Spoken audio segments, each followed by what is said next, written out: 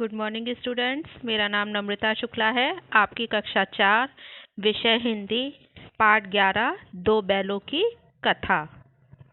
सबसे पहले हम इसका सीखने का प्रतिफल जानेंगे। प्रस्तुत कथा में आप जानेंगे कि प्यार की ज़रूरत सिर्फ इंसानों को नहीं, जानवरों को भी होती है। वह भी प्यार को महसूस करते हैं। उन्हें भी अच्छे और बुरे की पहचान होती है। वह मुंह से तो नहीं कह सकते, परंतु अपने व्यवहार से अपनी बात को हम तक पहुंचा देते हैं। हमें कभी भी उन्हें मारना नहीं चाहिए, उनसे दुर्व्यवहार नहीं करना चाहिए, क्योंकि वह भी इंसानों की तरह महसूस करते हैं, फील करते हैं। इसलिए हमें हमेशा उनसे प्यार से ही बर्ताव करना चाहिए। आगे हम इस कथा को पढ़ेंगे। झूरी एक किसान था। उसके पास दो बैल थे, हीरा और मोती। दोनों में बहुत प्यार था। वे नांद में एक साथ मुंह डालते और एक साथ हटाते। झूरी उनके चारे पानी का बहुत ध्यान रखता था। झूरी कौन था? झूरी एक किसान था और उसके दो बैल थे। क्या नाम था उनका? हीरा और मोती। झूरी उनके चारे पानी का बहुत ध्यान रखता था। वह कभी भी उन्हें मारता पीटता नहीं था। पशु भी प्यार के भूखे होते हैं। वे भी झूरी को बहुत चाहते थे। कौन? बैल, हीरा और मोती। एक बार झूरी की पत्नी का भाई गया हीरा और मोती को कुछ दिन के लिए अपने गांव ले जाने के लिए आया। कौन आया? झूरी की पत्नी का भाई। क्या नाम था उसका? गया। वह उन्हें गांव ले जाने के लिए आया। किसको? हीरा और मोती को। बैलों को बड़ा आश्चर्य हुआ कि वह उन्हें क्यों और कहाँ ले जा रहा है। रास्ते में दोनों ने उसे बहुत तंग किया। तंग यानी परेशान किया। अगर मोती बाएं भागता तो हीरा दाएं। इस पर गया ने उन्हें बहुत पीटा। घर पहुंचकर उसने उनके सामने रूखा सूखा भूसा डाल दिया, पर उन्होंने उसे सूंघा तक नहीं। रात होने पर दोनों बैलों ने वहां से भाग जाने का निश्चय किया। कहाँ से? गया के घर से। एक बार फिर से देखेंगे इसको। झूरी एक किसान था। उसके पास दो बैल थे। बैलों के नाम थे हीरा और मोती। दोनों में बहुत ही प्यार था। वे नांद में एक साथ मुंह डालते और एक साथ ही हटाते। नांद किसे कहते हैं?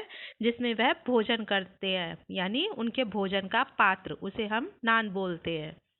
झूरी उनके चारे पानी का बहुत ध्यान रखता था। चारा यानी उनके खाने पीने का बहुत ध्यान रखता था। वह कभी भी उन्हें मारता पीटता नहीं था। पशु भी प्यार के भूखे होते हैं। वे भी झूरी को बहुत चाहते थे। एक बार झूरी की पत्नी का भाई गया हीरा और मोती को कुछ दिन के लिए अपने गांव ले जाने के लिए आया। बैलों को बड़ा आश्चर्य हुआ। वह उन्हें क्यों और कहाँ लिए जा रहा है। रास्ते में दोनों ने उसे बहुत तंग किया। किसने? हीरा और मोती ने। अगर मोती बाएं भागता तो हीरा दाएं। इस पर गया ने उन्हें बहुत पीटा। घर पहुंचकर उनके सामने रूखा सूखा भूसा डाल दिया। भूसा जो जानवर खाते हैं, पर उन्होंने उसे सूंघा तक नहीं। रात होने पर दोनों बैलों ने वहां से भाग जाने का निश्चय किया। उन्होंने जोर लगाकर रस्सियां तोड़ डाली और भाग निकले। सुबह होने पर जब झूरी ने अपने था उन्हें अपने थान पर खड़े ना देखा, तब वह सब कुछ समझ गया और प्यार से उन पर हाथ फेरने लगा। परंतु झूरी की पत्नी उन्हें देखकर जल भुन गई। उन्होंने रस्सियां तोड़ी और वह कहाँ पहुंच गए? अपने झूरी के पास, उस किसान के पास जिसके वह दोनों बैल थे और जो उन्हें बहुत प्यार करता था। सुबह होने पर जब झूरी ने उन्हें अपने थान यानी अपने स्थान पर खड़े देखा, तब वह सब कुछ समझ गया कि ये वहाँ से भाग आए हैं। झूरी ने उन्हें प्यार से उनके ऊपर हाथ फेरने लगा, परंतु झूरी की पत्नी उन्हें देखकर क्या हो गई? जल भुन गई, यानी गुस्सा हो गई। अगले दिन गया बैलों को लेने आया। इस बार वह उन्हें गाड़ी में जोत कर ले गया। रास्ते में मोती रास्ते में रास्ते में मोती गाड़ी अगले दिन बैलों को फिर लेने आया। इस बार वह उन्हें गाड़ी में जोतकर ले चला। रास्ते में मोती गाड़ी गड्ढे में धकेलने लगा, पर हीरा ने गाड़ी संभाल ली। जैसे तैसे, गाड़ी किसे बोलते हैं? बैलगाड़ी, है ना, जिसमें बैल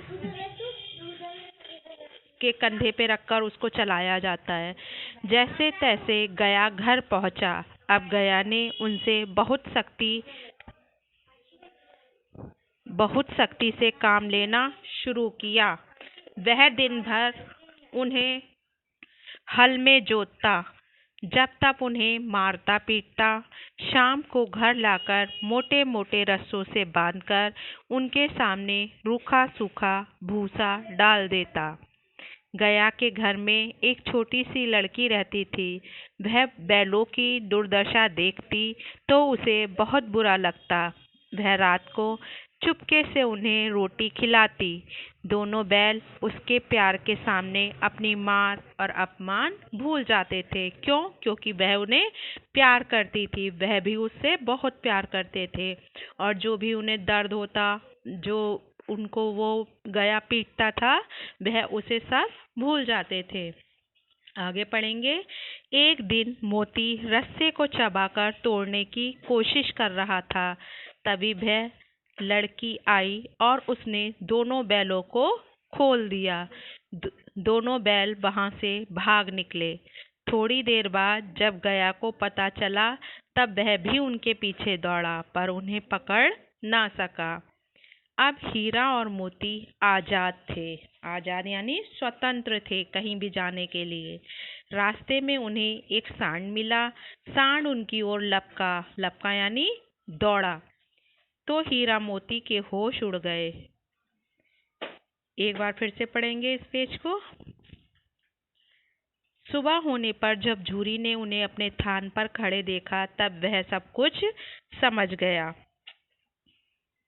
और प्यार से उन पर हाथ फेरने लगा। परंतु झूरी की पत्नी उन्हें देखकर जल भुन गई। अगले दिन गया बैलों को लेने के लिए फिर से आया।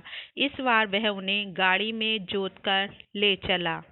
रास्ते में मोती गाड़ी गड्ढे में धकेलने लगा, पर हीरा ने गाड़ी संभाल ली। जैसे तैसे गया घर पहुंचा। अब गया ने उनसे बहुत सख्ती से काम लेना शुरू किया। वह दिन भर उन्हें हल में जोतता, जब तक उन्हें मारता पीटता। शाम को घर लाकर मोटे मोटे रस्सों से बांधकर उनके सामने रूखा सूखा भूसा डाल देता। गया के घर में एक छोटी सी लड़की रहती थी। वह बैलों की दुर्दशा देखती, दुर्दशा यानी बुरी दशा, तो उसे बहुत बुरा लगता। वह रात को चुपके से उन्हें रोटी खिलाती। दोनों बैल उसके प्यार के सामने अपनी मार और अपमान भूल जाते थे। एक दिन मोती रस्से को चबाकर तोड़ने की कोशिश कर रहा था। तभी वह लड़की आई और उसने दोनों बैलों को खोल दिया। दोनों बैल वहां से भाग निकले। थोड़ी देर बाद जब गया को पता चला, तब वह भी उनके पीछे दौड़ा, पर उन्हें पकड़ ना सका। अब हीरा और मोती आजाद थे। रास्ते में उन्हें एक सांड मिला। सांड उनकी ओर लपका, तो हीरा मोती के होश उड़ गए। भागना बेकार था, इसलिए दोनों ने साहस से काम लिया। साहस यानी हिम्मत से काम लिया। सांड ने आकर जब हीरा पर वार किया, तब मोती ने उस पर पीछे से सींगों से चोट की। सांड घबरा गया। मिलकर काम करने में बल है, यानी एकता है। दोनों ने मिलकर सांड को भगा दिया। दोनों अब बड़े प्रसन्न थे। प्रसन्न यानी खुश थे। आगे चले तो रास्ते में मटर का एक खेत दिखाई दिया।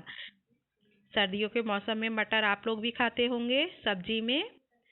उन्हीं का खेत मटर का यानी मटर का खेत दिखाई दिया तो भूख तो लग ही रही थी। किसको? हीरा और मोती को।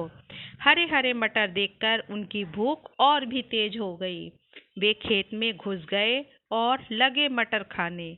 अभी पेट भरा भी ना था कि खेत के रखवालों ने उन्हें देख लिया और दोनों को चारों ओर से घेर कर पकड़ लिया और कांजी हाउस में बंद करवा दिया। कांजी हाउस किसे कहते हैं?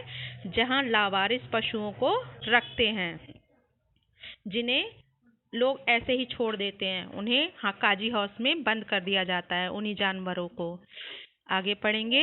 हीरा और मोती ने देखा कि कांजी हाउस में और कई जानवर बंद थे, जैसे भैंसे, घोड़े, घोड़ियां, गधे।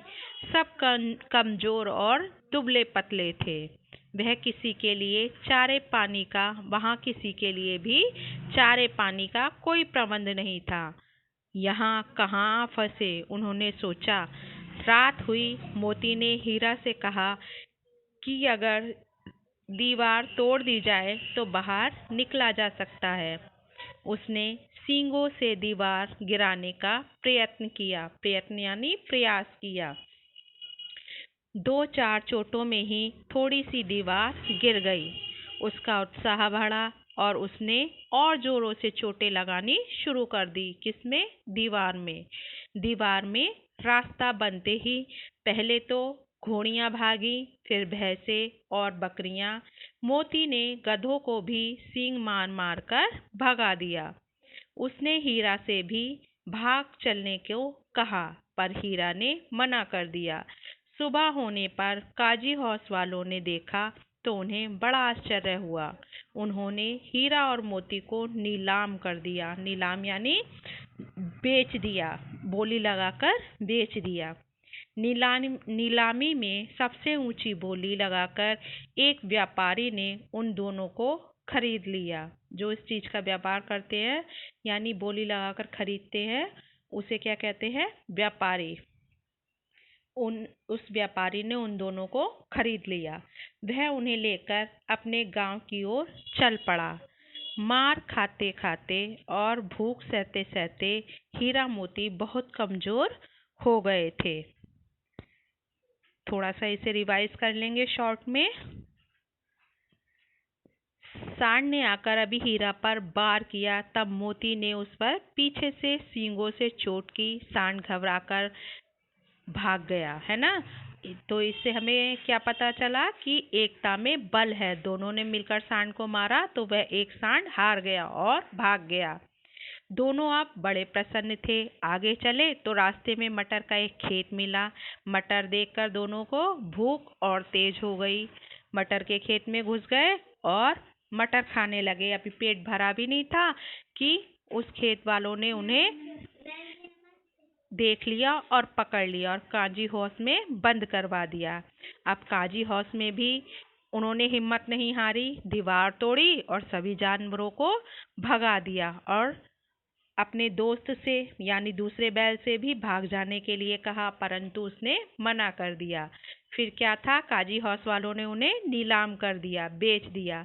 मार खाते खाते और भूख सहते सहते हीरा मोती बहुत कमजोर हो गए थे। अब उनकी हड्डियां निकल आई थीं। भूख प्यास से व्याकुल बैलों में भी कुछ भी दम बाकी नहीं रहा था।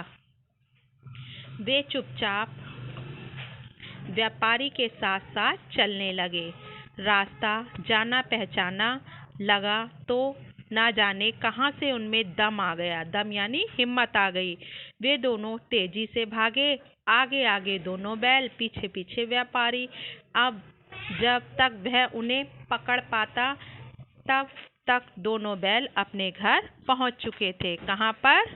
झूरी के पास। बैलों को देखकर झूरी को बहुत खुशी हुई।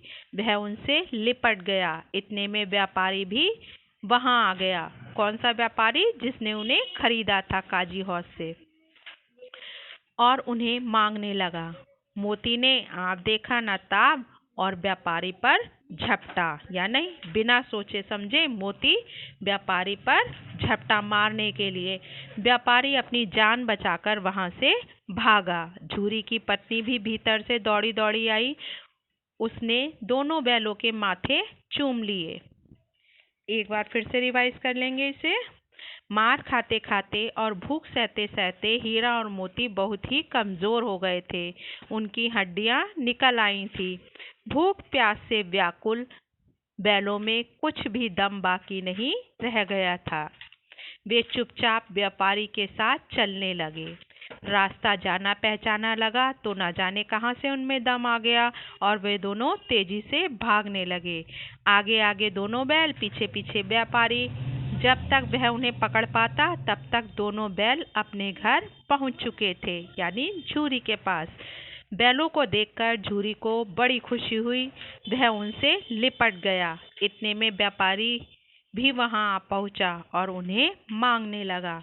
व्यापारी कौन था? जिसने उन्हें खरीदा था।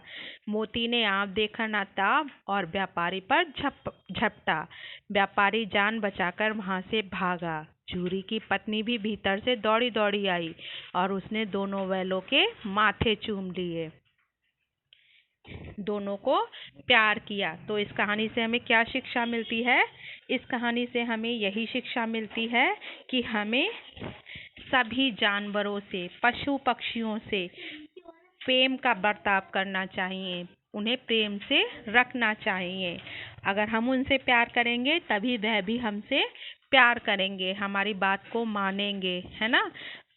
पशु पक्षी भी प्यार और दर्द दोनों को समझते हैं। उन्हें भी इस चीज़ का एहसास होता है। इसलिए हमें उनसे हमेशा प्यार का बर्ताव करना चाहिए। उन्हें प्यार से रखना चाहिए। उनके खाने पीने का ध्यान रखना चाहिए। जैसे हमें प्यास लगती है इसी तरह से जानवरों को और पशु पक्षियों को भी प्यास लगती है। आप इसे कहानी को पढ़ेंगे, समझेंगे। आशा है आप लोगों की समझ में आ गया होगा ये चैप्टर खूब अच्छे से। धन्यवाद।